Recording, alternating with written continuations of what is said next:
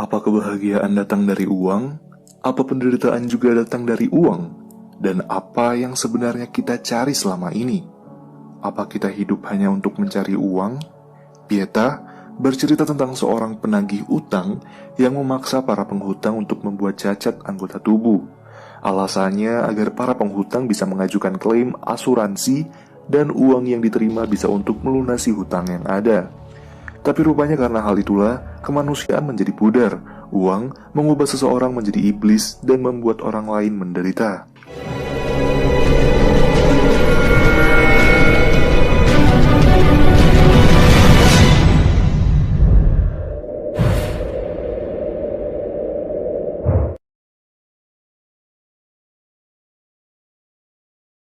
Film dimulai dengan adegan seseorang yang duduk di kursi roda, dan dengan rantai besi, ia lalu menggantungkan dirinya sendiri. Cerita dimulai dengan seorang pria dengan nafsu seksual yang cukup tinggi. Ia bernama Kang Do dan tinggal seorang diri. Pada pagi harinya, ia mendapat pesan dari seseorang dan setelah itu ia membersihkan dirinya. Sebagai seseorang yang tinggal sendiri, tidak ada yang merawat dirinya sehingga rumahnya yang berantakan tak dipedulikan.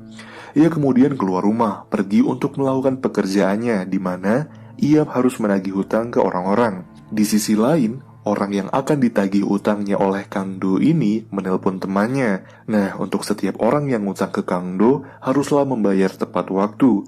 Dan jika tidak tepat waktu, bunga utangnya akan semakin bertambah. Dalam 3 bulan saja, hutangnya bisa berbunga hingga 10 kali lipat. Dan parahnya, jika utang tidak mampu dibayar, orang yang meminjam harus merelakan bagian tubuhnya hilang yang kemudian akan diklaim untuk asuransi.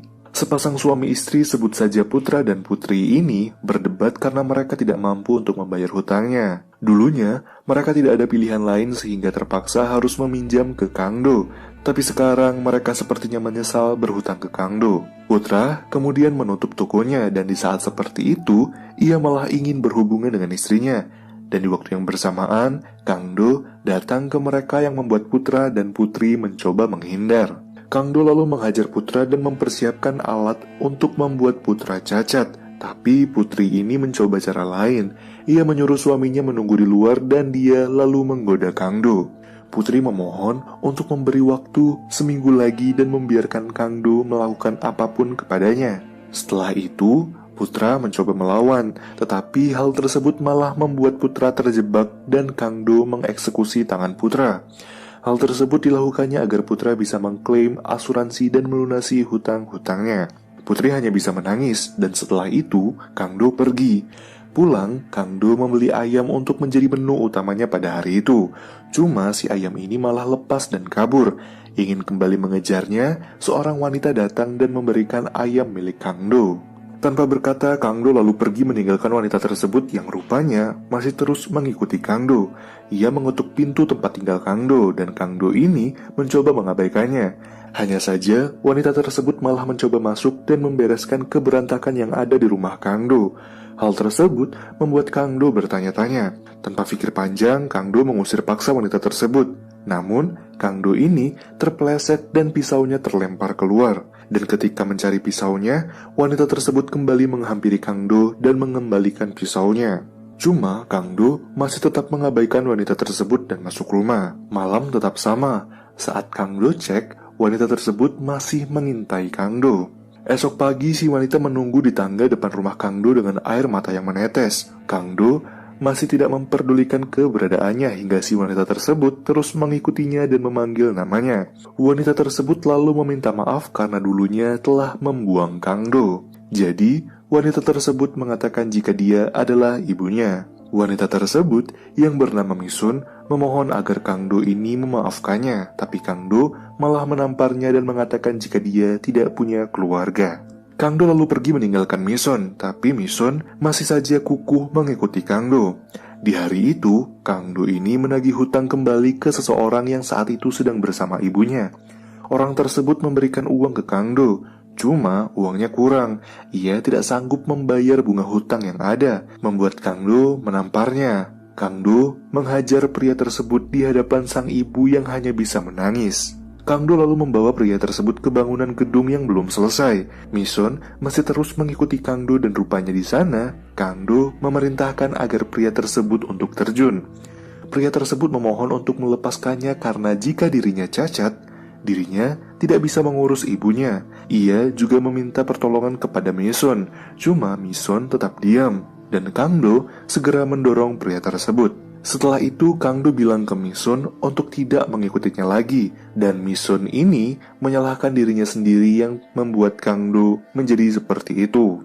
Kang Do lalu kembali pergi karena menganggap jika wanita tersebut sudah gila. Di tanah, pria tersebut kesakitan tetapi kakinya belum patah sehingga Kang Do mematahkannya. Pria tersebut juga menyumpahi Kang Do yang membuat Misun ikut menghajar pria tersebut. Pulang, Kang Do ini masih menyuruh wanita tersebut pergi, tapi Misun tetap tidak pergi. Ia membawakan belut untuk Kang Do, di mana di belut tersebut terdapat nomor telepon Misun. Dan sejak saat itu, Kang Do tidak lagi melihat kehadiran Misun. Hal tersebut yang ternyata membuatnya kepikiran. Esoknya, Kang Do menemui seseorang lagi untuk menagih utangnya. Tetapi orang tersebut malah bunuh diri karena memang ia tidak bisa membayar hutang yang ada. Kematian orang tersebut lalu difoto dan kemudian diberikan ke seorang ibu, yang mana ibu tersebut adalah orang tua yang bunuh diri tadi. Kang Do lalu masuk ke orang tua tersebut dan menanyakan barang berharga yang mereka miliki. Dan karena tidak ada apa-apa, Kang Do mengambil kelinci peliharaan ibu tersebut. Malam, Kang Do merasa sangat hening. Ia lalu menelpon Misun. Kang Do bilang jika dia tidak membutuhkan seorang ibu. Dalam 30 tahunnya, ia bisa hidup tanpa seorang ibu. Ia lalu mempertanyakan apakah Misun ini membuangnya saat dilahirkan dulu. Tapi Misun tidak menjawab. Ia lalu bernyanyi yang ternyata Misun ini menelpon di depan rumah Kang Do. Sepertinya sekarang hati Kang Do yang keras berhasil dijinakkan. Ia lalu membiarkan wanita tersebut untuk masuk ke dalam rumahnya. Kang Do ingin dibuktikan jika Misun ini adalah ibunya. Cuma ibunya ini tidak tahu apa-apa soal Kang Do. Misun bilang jika dia terlalu mudah dan takut memiliki seorang anak, sehingga dulu ia melarikan diri dan pergi. Kang Do lalu meminta agar Misun memakan daging dari tubuh Kang Do sendiri untuk membuktikan jika Misun ini adalah ibunya. Dan Misun menahan mual dengan mata yang sembab dan bercucuran air. Ia kemudian memeluk Kang Do karena setelah makan itu, Kang Do kini percaya jika Misun adalah ibunya. Tapi tak sampai situ, Kang Do ini malah merogoh kemaluan Misun sambil mengatakan jika dirinya keluar dari sana dan minta untuk dimasukkan kembali. Ia melakukan pelecehan terhadap Misun yang membuat Misun ini tidak bisa melakukan apa-apa. Ia lalu menangis dan saat itulah Kang Do berhenti. Kang Do sepertinya menyesal melakukan hal tersebut. Setelah itu, Kang Do tidur dan Misun ini bangkit. Ia lalu melepaskan seekor kelinci. Tapi sayangnya kelinci tersebut kemudian tertabrak mobil. Esok harinya, Misun mengambil belut untuk dijadikan menu makan hari itu. Cuma Kang Do enggan untuk memakannya dan pergi keluar rumah, meninggalkan Misun sendirian di tempat tinggalnya. Hari itu, Kang Do kembali menagih hutang kepada seseorang di mana orang tersebut memiliki istri yang sedang di rumah sakit yang akan segera melahirkan. Kedatangan Kang Do membuat pria tersebut menutup teleponnya. Ia lalu menjelaskan jika ia ingin meminjam uang lagi dan dengan senang hati akan menjadi cacat. Hal tersebut dilakukannya karena ia akan memiliki seorang anak. Dan ketika anak tersebut lahir dari dirinya, maka ia harus bertanggung jawab dengan kehidupan si anak. Jadi sebagai seorang ayah, ia harus memberikan anaknya yang terbaik. Siap untuk memotong tangan pria tersebut, Kang Do malah bilang jika ia iri dengan bayi tersebut, karena bayi pria tersebut sangat disayangi oleh orang tuanya. Pria tersebut juga mengatakan jika orang tua Kang Do juga pasti akan melakukan hal yang sama untuk anaknya. Dan untuk melunasi hutangnya dan menambah harta untuk keperluan si bayi, pria tersebut lalu ingin memotong kedua tangannya. Tetapi dengan begitu nantinya ia tidak bisa bermain gitar lagi. Kang Do lalu memberikan pria tersebut klaim asuransinya dan lalu pergi. Entah mengapa ia tidak ingin mengeksekusinya kali itu. Dan pria tersebut karena membutuhkan uangnya, ia lalu mengeksekusi dirinya sendiri. Pulang ke rumah, Misun sedang merajut dan Kang Do membawakan pakaian untuk dirinya. Misun kemudian mencoba pakaian tersebut dan membuka makanan yang sudah disiapkan untuk Kang Do. Kang Do lalu bertanya di mana Mison tinggal sebelumnya, siapa suaminya, apakah Kang Do punya saudara, dan sebagainya. Tapi Mison ini tidak menjawab dan malah menangis. Kang Do lalu menemui orang lagi, di mana kini orang tersebut mengatakan jika dirinya hidup hanya kesia-siaan, dan dari awal pula ia tidak berniat untuk membayar hutang. Mereka lalu keluar untuk melihat bangunan di sekitar yang rupanya hal tersebut membuat perekonomian mereka semakin sulit, di mana yang kaya menjadi semakin kaya, dan yang berhutang dan ingin punya usaha tidak bisa bersaing sehingga mereka akan tetap miskin selamanya. Pria tersebut lalu memutuskan untuk melompat dari gedung. Kang Do sempat mencegahnya karena kematian tidak bisa diklaim asuransinya, tapi pria tersebut tidak peduli. Kang Do merasa seperti ada hal yang fatal yang telah dilakukan dirinya. Di rumah, Mison ini melihat catatan hutang yang ada dan setelah itu Kang Do kembali. Mison ini mengganti papan target menjadi foto dirinya sendiri sebagai bentuk rasa bersalahnya. Kang Do lalu mendekat dan bertanya apa sebenarnya uang itu. Dan menurut Mason, uang adalah awal dan akhir dari banyak hal. Cinta, hormat, kekerasan, amarah, benci, iri hati, dendam, dan kematian. Hal tersebut membuat Kang Do jadi khawatir. Ia takut seseorang akan dendam terhadap dirinya, sehingga ia memerintahkan Mison jika ada orang asing yang datang, jangan dibukakan pintunya dan segera hubungi Kang Do. Kang Do dan Mison lalu pertama kalinya jalan bersama keluar, makan, membeli barang, dan melihat keramaian serta hiburan di kota. Ia lalu dipasangkan balon mahkota karena memang masa kecilnya kurang bahagia, yang membuat warga sekitar mengejeknya.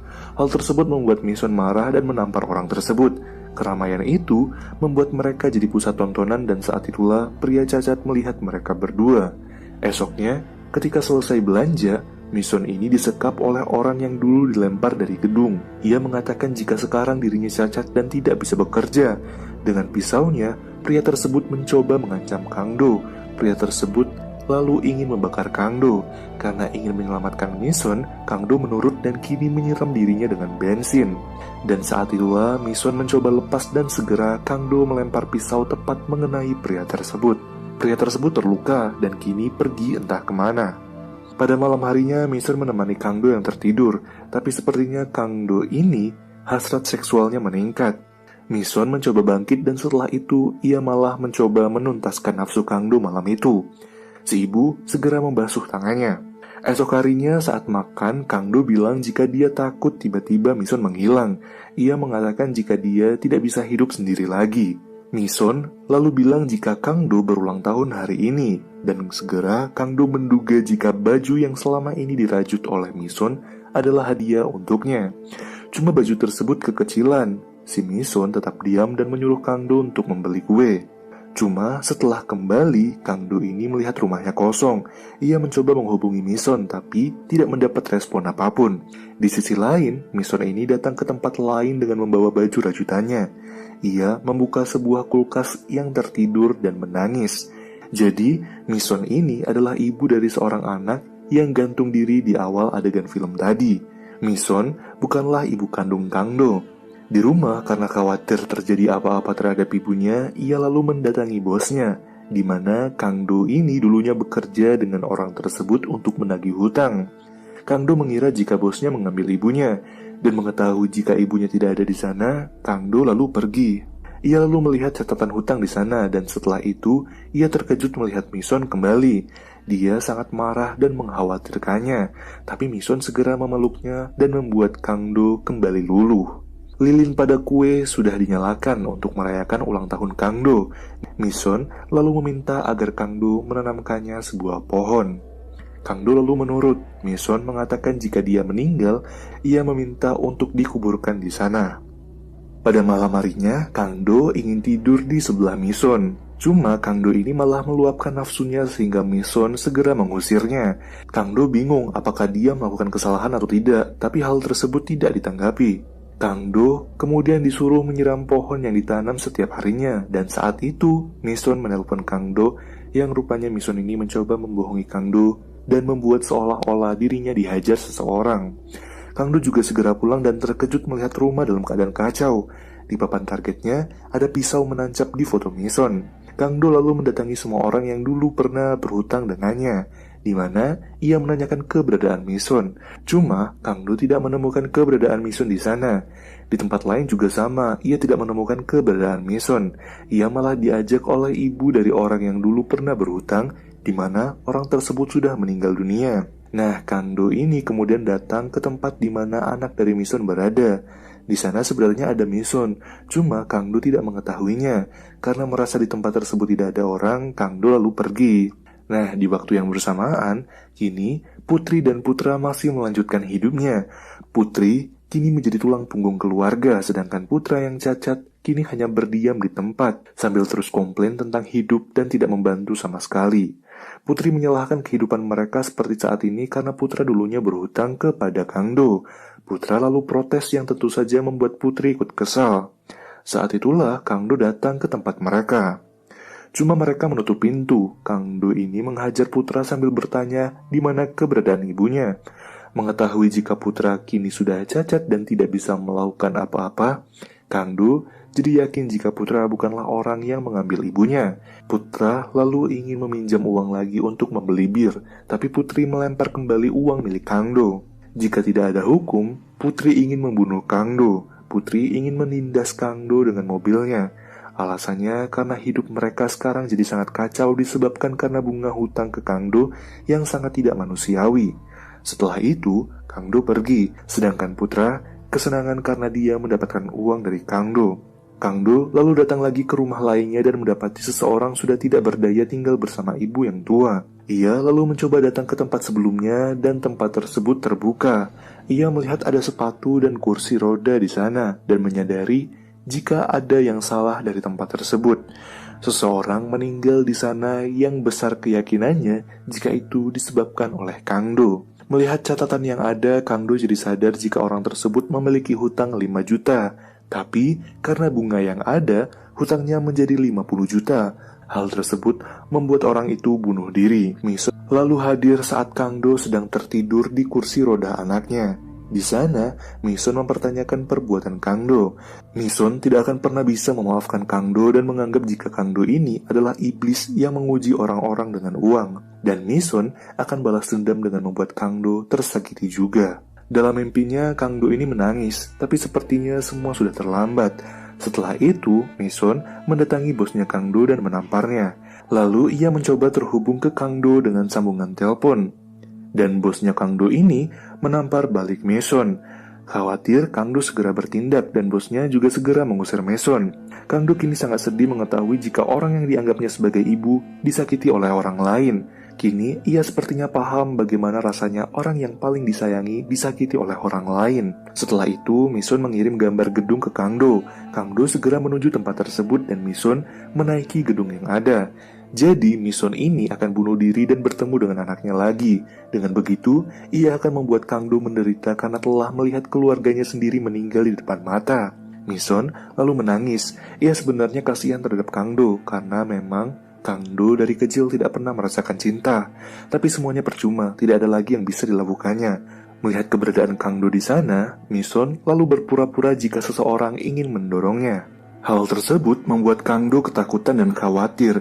Ia tidak ingin Mison meninggal, tapi Mison lebih mencintai anaknya sendiri. Dan di waktu yang bersamaan, ibu dari orang yang berhutang dulu ingin membunuh Mison dengan tujuan agar Kang Do merasakan bagaimana anggota keluarganya meninggal di depan mata. Tapi rupanya Mison dengan sendirinya terjun yang membuat orang tersebut cukup kebingungan. Kang Do menangis histeris dan kini Mison meninggal dunia. Singkatnya, sesuai dengan amanat Mison dulu, ia ingin dikuburkan di pohon yang ditanam. Cuma, pada saat menggali makam, ia melihat jasad seseorang di sana menggunakan baju yang dirajut oleh Mison selama ini. Kang Do lalu membaringkan dirinya bersama dengan jasad ibu dan anaknya tersebut. Setelah itu, ia menyiram makam tersebut. Pada dini hari, ia datang ke tempat Putra dan Putri. Putri saat itu ingin berjualan dan Kang Do menyiapkan rantai besinya. Entah mengapa saat itu Putra khawatir dan memeluk istrinya. Setelah itu, Putri berjualan dengan mobilnya dan Kang Do ini rupanya ada di bawah mobil Putri. Jadi, ia ingin mengakhiri hidupnya karena sudah membuat banyak orang menderita. Mobil Putri melaju membuat darah serta daging Kang Do kini terkikis aspal dan mengukir jejak sepanjang jalan. Dan cerita berakhir. Kesimpulan yang bisa diambil dari film ini adalah uang bisa mempengaruhi pikiran seseorang. Sebelum meminjam uang, sebaiknya dipikirkan matang-matang dan pahami konsekuensi yang akan ditimbulkan. Selain uang, ternyata ada hal yang lebih penting untuk dipertahankan, yaitu cinta dan kasih sayang. Mungkin hal yang membuat Kang Do minus empati karena dari kecil dirinya tidak dibesarkan dengan cinta. Sehingga ketika dirinya bertemu dengan Misun, ia jadi mengerti bagaimana rasanya diperhatikan, dipedulikan, dirawat, dijaga, ditemani bersama, hingga ketika kehilangan, rasanya amat menyakitkan. Dan itulah seluruh alur cerita film Pieta. Terima kasih sudah menonton, jangan lupa like, share, subscribe, dan aktifkan lonceng notifikasi agar tidak ketinggalan video terbaru dari channel ini. Sampai jumpa di video selanjutnya.